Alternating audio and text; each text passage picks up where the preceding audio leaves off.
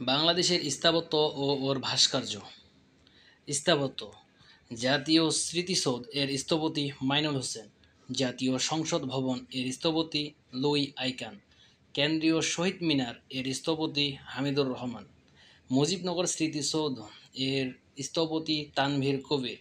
রাজারবাগ স্মৃতিসৌধ এর স্থপতি মোস্তফা হারুন কুদ্দুস। স্বাধীনতা স্মৃতিসৌধ এর স্থপতি এ.কে.এম. ইকবাল। শহীদ স্মৃতিসৌধ এর স্থপতি তাজউদ্দীন আহমেদ। স্বাধীনতা সংগ্রাম এর স্থপতি শামীম শিকদার।